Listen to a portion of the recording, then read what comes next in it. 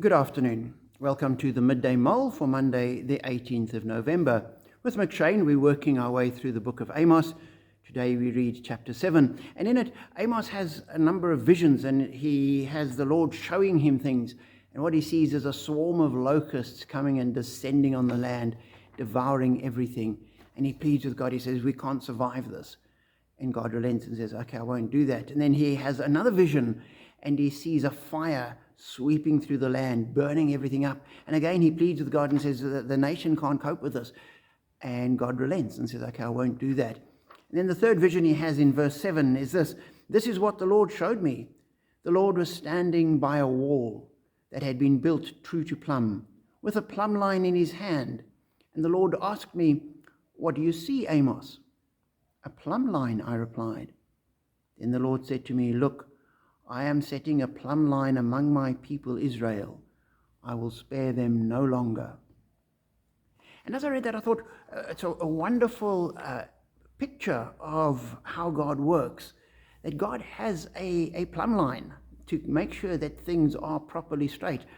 And I've seen a wall that wasn't built to plumb, where you look at the wall and you have a sense it's leaning over, and you put a string against it and you see, oh, there's a great lean in this. And I'm aware of architects or inspectors, when they see a wall like that, they tell the builder, that's not good enough, pull it down. A wall like that is going to be weak and weaken the structure, and you can't have walls like that in a building. So tear it down and start over. And so that's the kind of image you have of God, holding a plumb line and saying, if you're not true, if you don't measure up, then you're going to have to be dealt with. And that's what he was saying to the people of Israel. There's a plumb line. And there are two things that came out of that for me. The one is that God has clear standards, that he has a plumb line by which he will measure people. It's not some kind of arbitrary, oh, I like you, I don't like you, you look pretty, you don't. Anything like that. It is completely objective. There's almost a measurable truth that God measures us against. And if we don't measure up, we're subject to to judgment. So as God judges the world, it will be entirely deserved. And that's always a comfort and an encouragement.